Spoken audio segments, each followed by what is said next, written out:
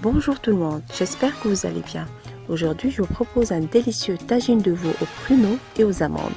Chose est sûre, il y a plusieurs façons de faire ce tagine. Le résultat est toujours le même, puisqu'on obtient un succulent tagine avec une sauce mielleuse, parfumée à la cannelle, et on apprécie le croquant de l'amande et le moelleux du pruneau. Je vous laisse découvrir la préparation.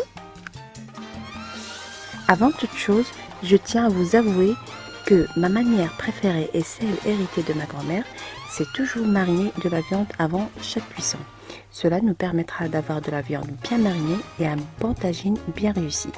C'est ce petit détail-là qui fait la différence des choses. D'abord, je vais mariner ma viande. Ici, j'ai 500 g de jarret de veau. Il faut toujours compter 100 g par personne. Dans un bol, je mets 25 g de beurre, une cuillère à café de chaque curcuma, poivre, gingembre, sel, un filet d'huile d'olive,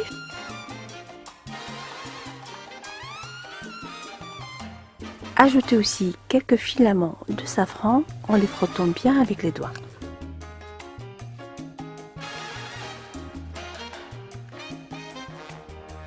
Et je mélange bien avec ma main jusqu'à obtention d'une crème.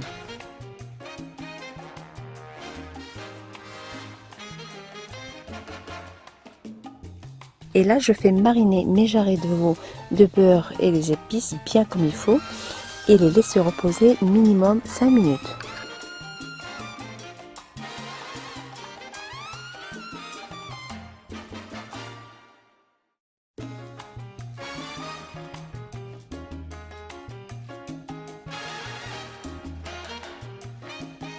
Dans un tagine, je fais dorer quelques instants ma viande avec un bon filet d'huile d'olive pour que notre beurre ne brûle pas.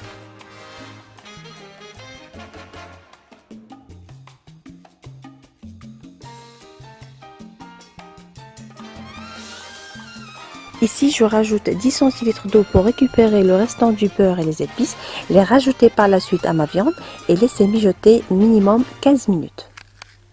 Et pour que notre viande soit bien fondante, il faut la cuire toujours à feu doux. N'oubliez pas d'ajouter un bâton de cannelle.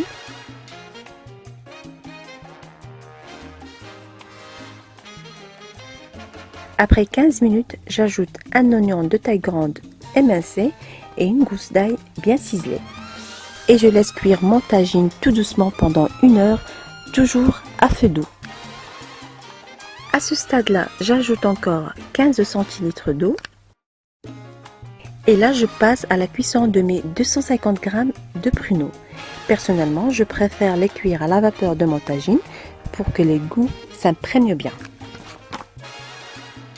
Et je les laisse cuire pendant 20 minutes. Donc pour caraméliser mes pruneaux, je prends une casserole et j'y remets les pruneaux. Je mets par-dessus 2 cuillères à soupe de miel, un bâton de cannelle, une bonne noisette de beurre, 3 ou 4 louches de la sauce où a cuit la viande et je laisse les pruneaux caraméliser en remuant délicatement avec une cuillère en bois de temps en temps.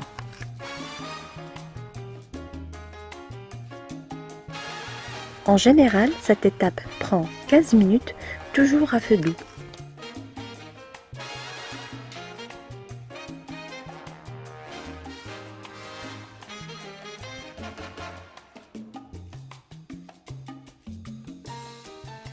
Tapissez une plaque à biscuits de papier sulfurisé, répartissez les amandes uniformément sur cette plaque et mettez-les au centre du four.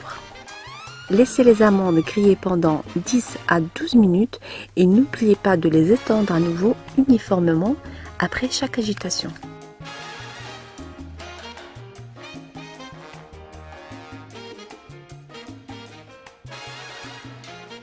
Voilà donc la présentation finale de mon plat. Il faut toujours le servir chaud.